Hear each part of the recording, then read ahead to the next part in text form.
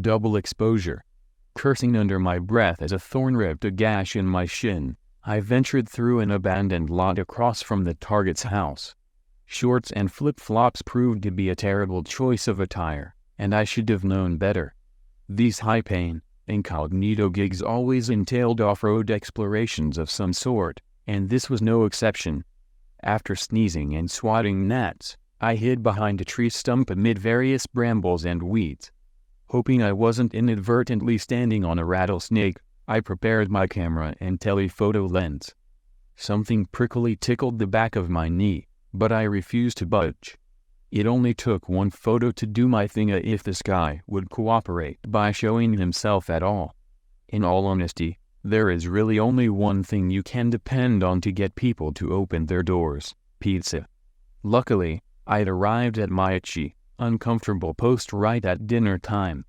It wasn't long before I heard bass thumping and tires screeching as a pizza delivery truck pulled into the target's driveway. Unluckily, that's when I realized I was standing in an ant bed. I couldn't risk missing the shot, so I stood there and let the little buggers crawl all the way up to my crotch. The allegedly agoraphobic target, who had not been seen for months, opened his door long enough to accept the pizza, so I took my shot. My eyes watered as hundreds of ants dined on my tender flesh, but my rapid-fire camera got plenty of images in the second he was at his door. After he closed himself back inside the house, I stifled my screams of pain and danced that popular dance called "Get These Ants Off Me," while flip-flopping my way back to my car. Gave myself a quick EpiPen injection, cranked up the air in my car and headed home, where the real work began. My phone pinged with a text as soon as I pulled in my driveway. "Charlie, did you get the shots?" Me: "Of course." "Charlie, did you get any secrets?" Me: "You know the answer to that." "I won't know till I get in the dark." "Charlie, these people want answers, kid." Me: "Yes, and I need their money to pay my mortgage, so leave me alone and let me work, will you?" The smell of rank kitty litter and decaying trash made my nostrils burn when I entered my front door. My cat, Dreyfus, remained unconscious, stretched out on his back in the golden rectangle of sun that streamed through the curtain. Maneuvering around the unpacked boxes I used as furniture, I headed to the kitchen to throw some groceries down my neck. That is, if I could find something that wasn't too long past the expiration date. After inhaling a stale PBJ and funneling a soda, I left behind a mess of crumbs and headed to the top of stairs. Pausing before my descent, I enjoyed the faint chemical aroma wafting up the short staircase that led to my basement.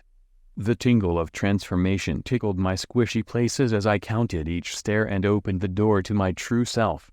I undressed in the decontamination area and donned full body protection gear before entering my pristine sanctuary. Pungent, aromatic bliss blasted my senses as I opened the door to the sterile habitat of my darkroom. "A broken bar, my happy place, where I embrace my dark side," I said to the room. Pulling down my night vision goggles, my brain shifted to automatic pilot and a trance-like state intercepted my whole being. My consciousness floated above, watching my body develop the picturesque, and that's when I realized I was not alone. He lurked in the shadow, the darkest dark of the dark room, silently awaiting the manifestation of the secrets. Feeding. Growing. He wasn't human, and I don't know how he got there. Somehow, though, I knew he'd always been there. He resembled a wiggling pile of black scribbles, harmless and barely noticeable against the dark of the darkroom. Small at first, without power, but steadily, he grew in size as well as threat. I can't explain it, but I felt him deep inside my soul, and I knew what he was: a monster. My monster. He knew what I was, too. Even worse, he knew what I did in the darkroom, and he fed off of my talents like a succubus. Secrets. "Give me secrets," he growled at me, demanding his way like a spoiled child. I ignored him. The process took time, so he'd have to be patient. I was not scared of the monster. Although he manifested in the darkroom, he originated from the core of my soul. The monster part of me, the darkness I kept hidden. I was convinced he was the source of my supernatural ability to see secrets in photos I developed. My livelihood depended on my ability, because I sold the secrets I uncovered to the highest bidder. Of course, Charlie found the clients and negotiated contracts for me, but the whole shebang hinged on what I saw in the dark room. I floated above and watched myself closely as I dunked the print into the wash, for that is where I saw the secrets develop. Slowly, the image appeared as the one only me and my monster could see. I saw the target in the photo and I knew the truth. Suddenly, my consciousness slammed back into my body, signaling the end of the process and the acquisition of a brutal secret. I tossed the photo to my monster and he swallowed the image, satisfying his hunger for the time being. I took off my gloves and called Charlie to inform him of what I saw with my special ability. He's not agoraphobic, Charlie. It's a scam. He's committing insurance fraud and conning his way out of child support. The man is loaded and perfectly healthy. He's not mentally unstable, he's just a bastard. He is using a secret passageway to get out of his house. I'll tell you how to bust him after you deposit my cut. I swiped over to my bank account and watched the total in my savings increase by 10 grand. Satisfied with a day's work, I called Charlie back with the location of the sleazebag's escape route and cleaned up my playroom, aka dark room. Charlie called me the next day before the sun was up, but it was fine with me since I never slept much. Me and Dreyfus usually lounged in bed till afternoon, but we were both awake and hungry that morning. Good thing the day's assignment took me past the MCDs.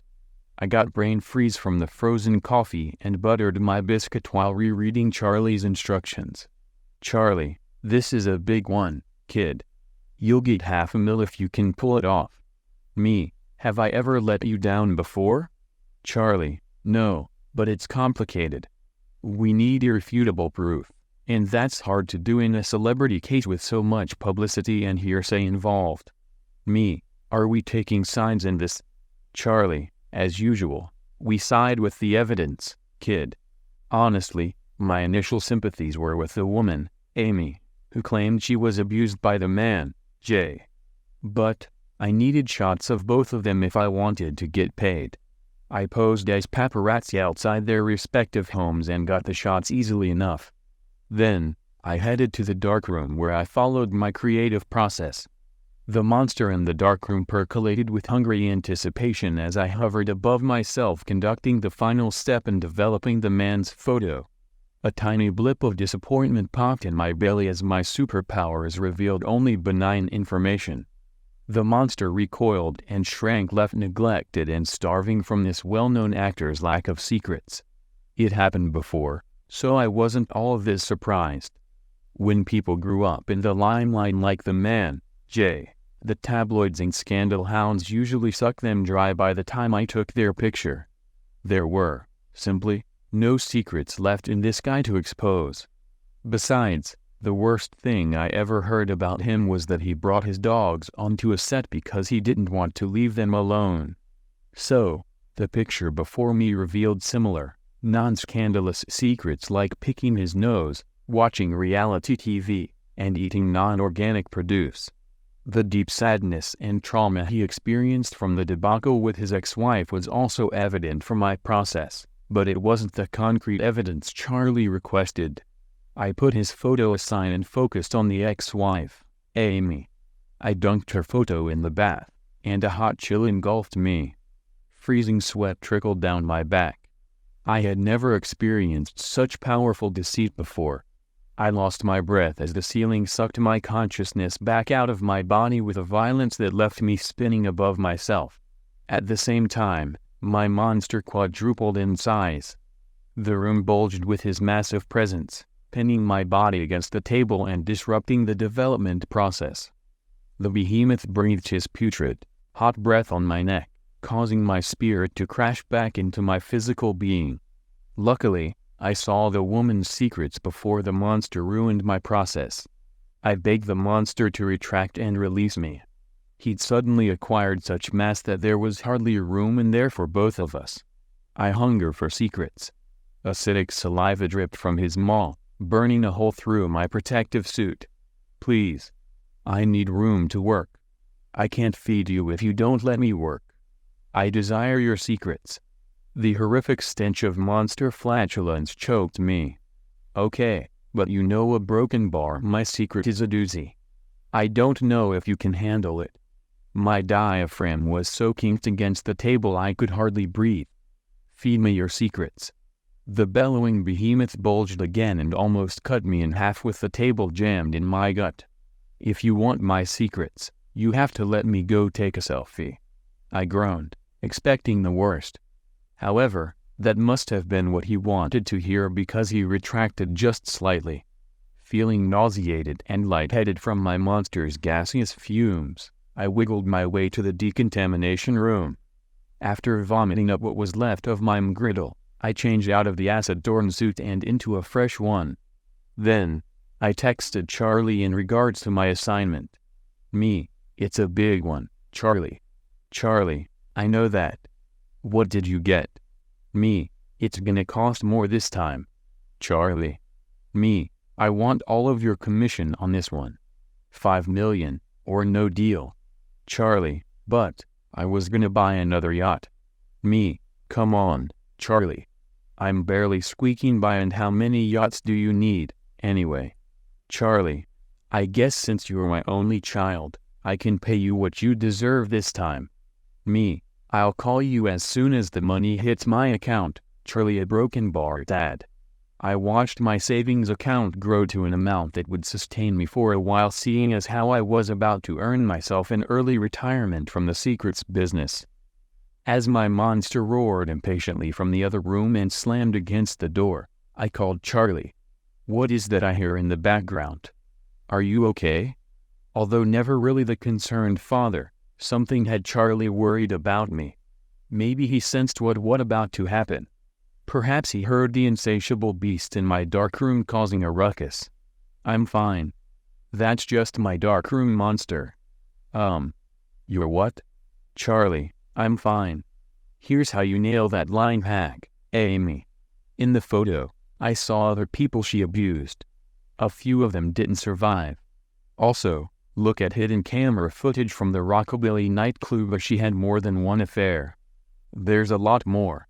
I'll email you the rest with a map. You'll need a crew to start digging for bodies. Wow. Thanks, kid. That's more than you've ever gotten from anyone before. Yeah, that sheik's good at hiding her indiscretions. But, the thing about secrets is, they grow and take on a life of their own. They trick you into thinking you can handle more until you forget what the truth really is, a broken bar and you hurt the wrong person. That's when you have two choices, either reveal the secrets or let them consume you. And this sheik got eaten a long time ago. Go get her, Dad. Charlie said something before he hung up, but the monster was so loud, I couldn't hear. As promised, I jotted down everything in a last email to Charlie and took a deep breath.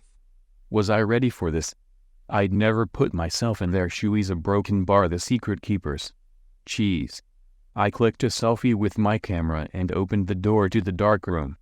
Pipe down, you big bully. I yelled. The monster bulged and pulsated, covering my workspace with its repulsive, tar-like mass. How am I supposed to work with you taking up all this space? I want your secrets. The monster flexed and burst the door off the hinges, flopping itself like the blob into the decontamination room. Another wall buckled and the monster rolled up the staircase. I heard Dreyfus yowl and escape out the cat door just in time to avoid the growing black torrent of secrets spreading through my house. Knowing I had to act fast before the monster ripped off the ceiling and overexposed my film, I donned the night vision goggles and got to work. I was too stressed for an out-of-body experience this time as I dunked my selfie in the Washington. Your secrets. I must consume your secrets. Well, as it turns out, my hungry and overzealous vomitous mass, my secret to broken bar. Is you. I turned the completed photo around for the monster to see. Nah, ooh. It screamed and imploded, sucking itself inside out until it disappeared. A month later. This is the life, isn't it, Dreyfus? I sipped a daiquiri and perused an article about a well-known actor's triumph over his abusive spouse. My cat lounged on a beach towel under an umbrella next to me. Retirement suited us. We lived happily ever after on the beaches of Bermuda, and there was never a single secret between me and Dreyfus.